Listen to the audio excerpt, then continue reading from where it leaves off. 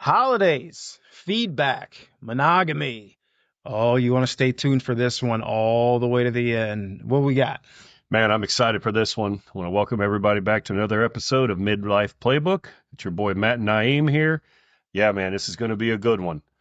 How was your Christmas, Naeem? Christmas was good, man. Season's greetings to everybody out Oh, wait. there. We didn't even start this right. We got to get her drink. How did Unbelievable. I forget this? That's Cheers. better. Cheers, my man. Drink with Cheers. Cheers. All right, Christmas. Yeah, Christmas was great, man. So we had the in-laws came in town, and they're always a blast. We have a phenomenal relationship. So literally, when we all get together, it's just so much fun. The kids love it when they're there. Our oldest came down from where he moved. So he was in town with us. He's still here. So that's fantastic. And everybody got what they wanted. But you know what's crazy is this was the first year. Spoiler alert, if you got young kids listening, which you shouldn't, cover their ears. But none of the kids believe in Santa anymore. Oh, the old first year without Santa. First year without Santa. So it was, it was really cool because they got to see that, they got a lot of the things that they wanted. They got some stuff they didn't expect. And it was good. It was good, man. How about yours? It was great, man. We also had some in-laws coming, which, by the way, when you speak of in-laws, you're talking about your wife's parents. Yeah. I love those people. They are. Aren't they amazing? Great people. They are great people. So if you two are listening, you know who you are. Right. Great people. Great people. Yeah, great. In-laws came in, very small. There was only a handful of us, maybe 6 people there. The whole Santa thing. My son, who's 13, hasn't believed in Santa since he was about 11. My daughters are 50-50 right now. I'm trying to get intel from the oldest to see if they still believe. Yep. He told me they're about 50-50 now, but it was great. It was great. Small gathering. Kids got what they wanted. Everybody was super happy, man. I love seeing kids' faces on Christmas morning. Never gets old. It doesn't. It really doesn't. I mean, sometimes it's a real pain in the butt getting prepared for Christmas, putting out the day. But remember, we talked about on the last episode, I really tried to change my perspective this year. I tried to enjoy the decorating, which I did. Yeah. I enjoyed putting up the tree, and, now we're in the process of taking everything down and kind of getting prepped for that new year, this reset, this refresh. Yep. You know what new I'm saying? Year, new us, right? New year, new me, baby. So, it's good, and I think 2025 is going to bring a lot of great things for both of our families. I hope so. I think it is. I think it's going to bring some great things. Yeah. You guys got anything on the horizon? Any trips planned? I think we're going out of town for New Year's. We're going to my wife's brother's sister's family for New Year's. Looking forward to that. It's a place I've never been. They live outside of Cleveland somewhere. It's going to be great. Hopefully. You know what I noticed? That we just keep saying, oh, it's going to be great. It's going to be great. It's going to be great. So we'll try not to do that anymore. But so, yeah, hopefully everybody's having a great holiday season out there, getting some time to relax, reflect on the year, learn from some mistakes, go into the new year with some positivity, some renewed energy, and just ready to crush this damn thing in 2025. So, with that being said, we want to talk about some of the feedback we've been getting from you guys, and we get our feedback from you on Facebook. Those of you who are Facebook friends with us, if you want to become Facebook friends with us, I'm Naeem, Naeemb, and my last name is Mulkey. You can find me on Facebook. Matt is, and mine's super easy. Get out something to write this down with, but it's Matt Rice. 2 T's. 2 T's, yes, 2 T's, and rice like you eat. It's 2 syllables, the whole name, 2 syllables. Yeah, so hit us up. We would love to hear your feedback. And we've gotten some great feedback from people, both saying things that we're doing well, things that we're not doing well. And we appreciate every bit of it, whether it be positive, whether it be negative, because we don't want you to spend the next 20 minutes with us saying, I don't know if I can give this another listen. We want to make this exactly what you guys want it to be. We also want it to be who we are. And just sharing those experiences with you, and hopefully it's something you can relate to. Yeah, and that's what it's about. We're sharing our experience. The feedback is great to hear it, what other people think, what their perspective is on how we're coming off and what we're talking about. So, yes, I appreciate all the feedback. Also want to thank everybody for continuing to listen and continuing to share it. Our listens have gone way up. Yeah. way up even since last week. So thank you for all of that. Yeah. Thank you guys. And the ways that you can reach out to us, like I said, Facebook, you can also, some of you have the ability to comment on the podcast on Spotify. We can get your comments that way, or, hit us on Facebook Messenger, hit us on Facebook. But with that being said, Matt, what happened? We got a great question sent in, and this is what we want. We want questions. If you guys want us to tackle some topics, let's put our disclaimer out. Who are we? We are not experts by any shape or form. We are a couple dudes in our 40s speaking on our life experiences, how we see the world. Yeah. So please take this as entertainment purposes only. Only. Yes, it is all just how we see the world. So, yeah. So what was the question? So this was a great question. I think this was from a friend of yours. So I'll go ahead and read the question. Do you guys think we were built to be monogamous? As a married woman of 8 years, I'm thinking we You aren't. said monogamous. Did I say monogamous? You said monogamous. Monogamous? Start over. You know what? I'm just going to start over. Oh, my God. This guy. Do you guys think we were built to be monogamous? As a married woman of 8 years, I'm thinking we aren't. Or until we find the right person, do we believe in monogamy? After many years of marriage and stresses, do you think love and staying married becomes a choice, or is it always a feeling? Do you think you should stay in a marriage that is 85% what you want for the kids? What about 65%? Man. Heavy, great question. Heavy, and I don't even know. I mean, we try to do 20 minutes. Oh, this might need a lifetime. Oh my gosh. I'm gonna have you start on this one, man. What do you think? Are we built to be monogamous? I think it's a mindset. Okay. I think it's a mindset that as humans and as animals, are we instinctually meant to be monogamous?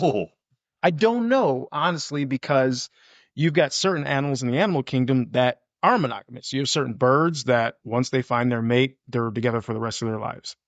And then you've got some other animals that bang everything they see. Bam, bam. Thank you, ma'am. And if you put humans in that same animal aspect, yes, we do have the ability to reason, and we don't just rely on instinct. So I would double down on my statement saying that it is a mindset. And if you want to commit yourself to somebody, if you want to believe in the sanctity of the marriage that you've chosen to enter, or not, if you just want to be monogamous and you don't want to get married, that's fine too. But if you believe that's right, then you should commit yourself to that and you should act that way. Yeah, man, this was a tough one for me too. I think. Oh, I'm sorry about that. Technical difficulties. Please silence all. Yeah, you know what? I'm trying. You know what? We're not at the movies. I don't even know what. I don't even know how to do that. You know what? You're an important guy. Do I think we were built to be monogamous? I think. You said monogamous again. I did not say monogamous. I said be monogamous, so it sounds like I'm staying monogamous. You know what? I don't even know what I said anymore. All right, just go. I would say, I want to say yes and no, right? So I think some of us are and some of us aren't. I think mindset is definitely part of it. I think how you were raised could be a part of it. The kind of environment you were in, what you saw as a kid, could definitely be part of that. Sure. Me personally, I wanted to be monogamous. I knew that I wanted to get married. I knew that I wanted to be, with that person forever. Obviously, the first time was a big swing and a miss, right? For both of us. Oh, boy. That's like episode 7. But was I born that way? Was I built that way? I think for me, I was. I think as a population, I think it leads towards most of us maybe aren't. I mean, you just look at the amount of relationships that end, right? Mm-hmm. I think I read somewhere the current divorce rate in America is still around 40 to 50%. So that leads to tell you maybe you aren't built that way. And I think being built that way, built being the key word. Yes. I don't know that we're built one way or the other. And I'll triple down on it. It's mindset, and it's something that you said too, the way you were raised, what you saw growing up. What I saw was a father who was 100% devoted to his wife. Right. And so when I entered the dating world and I, got married, that was what I wanted to do. I wanted to be faithful, and through thick and thin, it's the two of you against anything that comes your way. Right. Absolutely. And I so didn't want to say this, but I'm having mouth vomit right now. It's us against the world. It's such a cliche, but it's so true at the same time. Can be. That's your person, right? If it's your person and you guys figure out how to get through some of the toughest situations instead of taking the bitch ass way out and going and cheating. Right. If you'll just, grab your sack and, be faithful and figure out how to get through that damn situation that's giving you guys such a hard time, I guarantee you, once you climb that mountain and get over it, there's nothing but green pastures in front of you. Absolutely. And you're stronger. Absolutely. And so when the next mountain comes, it's how to navigate it. You know what I mean? I think a not so easy answer for this is I think it comes down to some people are and some people aren't. Yeah. And I just think you have to find the other person that is, and that's who you're going to be happy with. I don't think as a society everyone is built, but again, I said this is something I've never really thought about till I saw this question. Yeah, I haven't either. This is a tough one, but it is a tough one. And we're not saying, hey, listen, there are people out there that don't want to be monogamous and they have that agreement within their relationship, or maybe they don't have that agreement within the relationship. And we're not saying anybody's wrong, or we're not judging people for their decisions. This is just what we think. I personally think I was, right? I just needed to find the right person at the right time in life. Same. And I have now, but obviously the first try was not it. I found it with the second try, and here we are. Right. Right. And I'm not going anywhere. She's not going anywhere. Right. Part of this also goes on many years of marriage and stresses. Do you think love and staying married becomes a choice, or it's always a feeling? So I will speak from our many years of marriage and stresses that I have. I don't think it's a choice so much as I have the feeling still that I want to be married to her. I don't want to go anywhere. Stresses do make it hard. Kids, work, whatever it may be, the stresses do make it hard. But with the commitment that we have for each other, we work through it.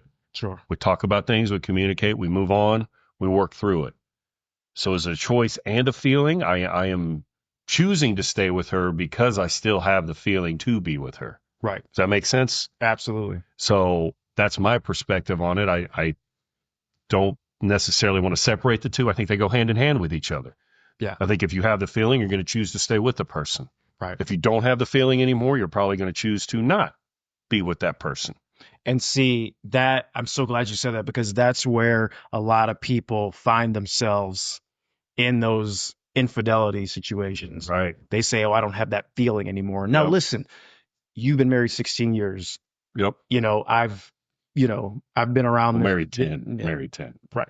Oh, okay. Married 10. Together 16. Okay. Gotcha.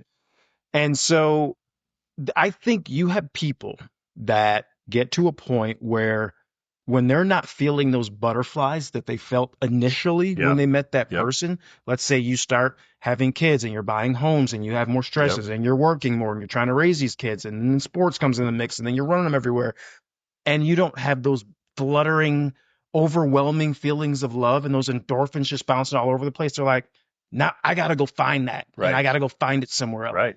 No. That's You- not what you do. That is not what you do at And all. what you do is you double down and you tell your spouse or the person you're with, like, hey, let's reignite this spark. Yep.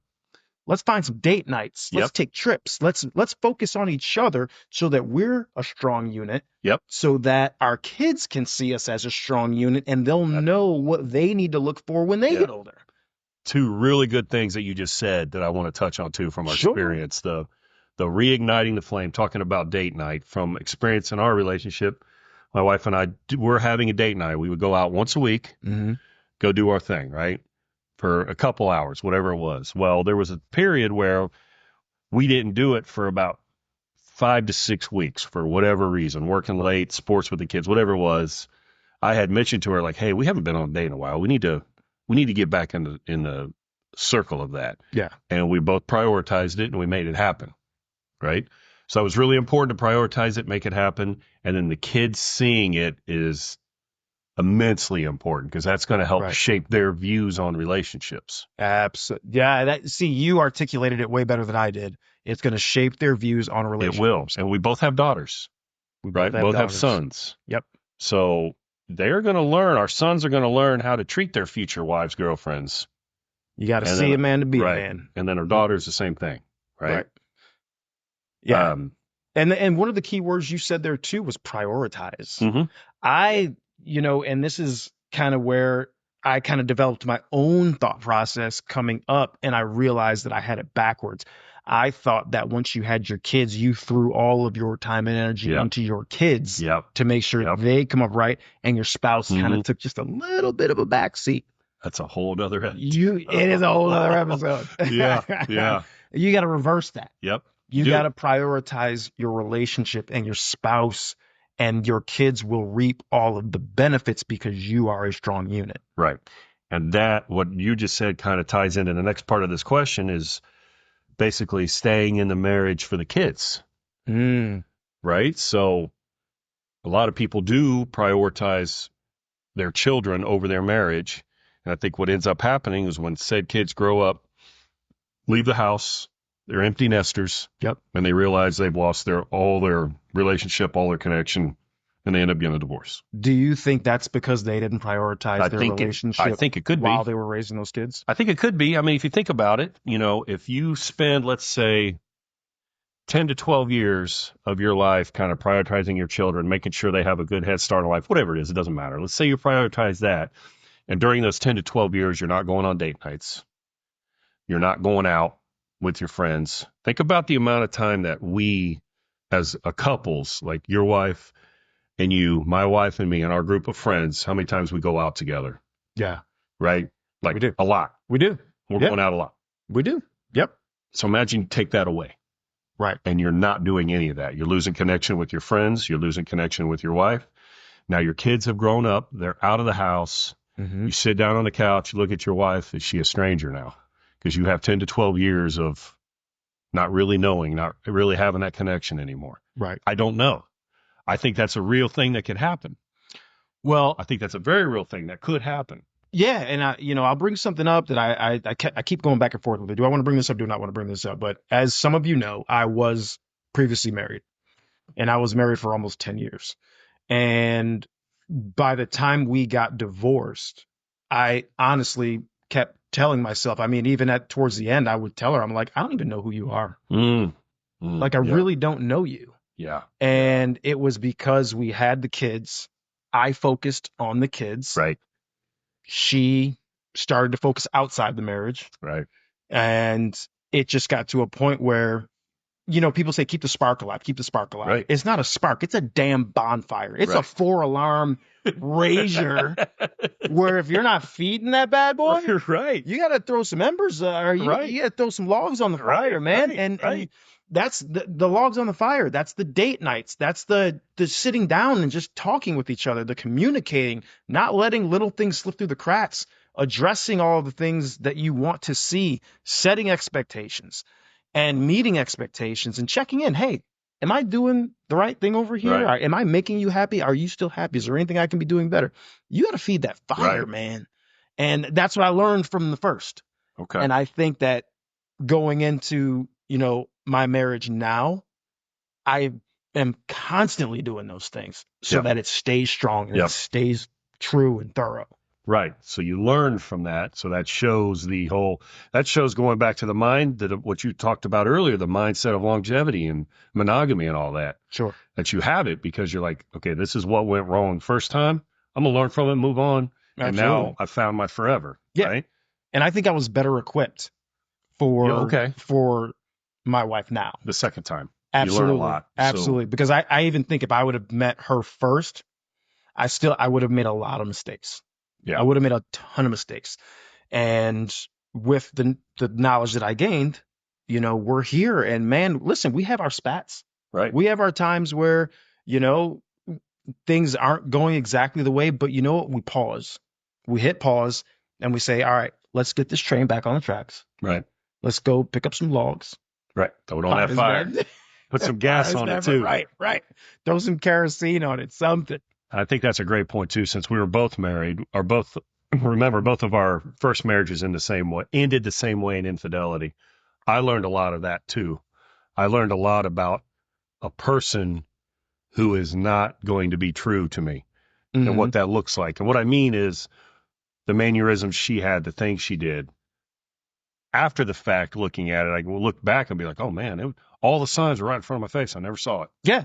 That's crazy, right? You learn after. The hindsight is 2020. Right. So it prepares you for when you get a good woman, you don't see any of that anymore because now you know what to look for. Yep. And unfortunately, it took me wasting that time in my life.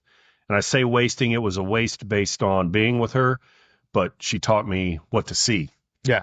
And now I know I have a good woman now, so. And I wouldn't even consider it a waste, man. I mean, I've said the same thing in my life. I'm like, man, I wasted all those years, but you know what? I got 2 amazing boys out of it. Yeah, so you have kids out of it. I was lucky. We didn't have children. Yeah, that's in a sense, I feel like you are lucky because of that too. But, so we're here and you take all of those years and you say, you know what? That was all practice. Yeah. Yeah. We're talking about practice. Not the game. Not the game. Not the game. We're talking about practice. But now we're in the game now. We're in the game. That's great. So yeah, I think that leads to the whole thing of, do you stay together for the kids? I think if my personal belief is you probably shouldn't do that because the kids are going to see it. Yep. And they're going to know. Right. So I think you get to a point where if you're on that verge of looking outside of your marriage or whatever it is, then just make it a thing and walk away. Yeah. Right. And walk away the right way. Walk away the correct way. But don't live in a house where you're going to resent your spouse. You're going to get in fights. All the kids are going to see that stuff. Yeah. So there's a right way to walk away from it, and there's a wrong way to walk away from it. And then also, with your kids, you say staying together for the kids. Yeah. And you're going to do that strictly for your kids. Yeah. Do something else for your kids. Repair your effing marriage. Or that too. Yeah. Work on it. Work on it. Cause it Make takes it work. Cause you stood on an altar. Yep. And you said, till death do us part. Correct. In front of God. Right. And if that's the vow you took, and so many people want to get married to have a wedding. Yep. But not a lot of people know what it's like to be married. Yeah, they don't. That's a great point. I think you definitely have to work on it. Yeah, I think. All right, should we wrap it? I think so. Okay. Listen, I hope you guys want to chime in on this. Yes. We would love to revisit this subject. Yeah. Please, like, follow, comment. All the things. Hit us on Facebook. All of it. All of that. And I think maybe if we could talk our wives into being our first guests on our show. A female perspective on this would be amazing great. Right now. So this was a great question. This was a great speaking point. Naeem sent this to me, about 20 minutes before we decided to do this episode, because we really didn't have plans to do this today, but now we did because of this. This is a great question. This is exactly what we're looking for. Yeah, so thank you for who sent it in. Yes, thank you to who sent that in. Really appreciate it. I hope we gave a little bit of insight to our world on this, but I think we're going to wrap it up for now. Thanks for listening. We'll catch everybody on the next episode. Happy New Year! Happy New Year!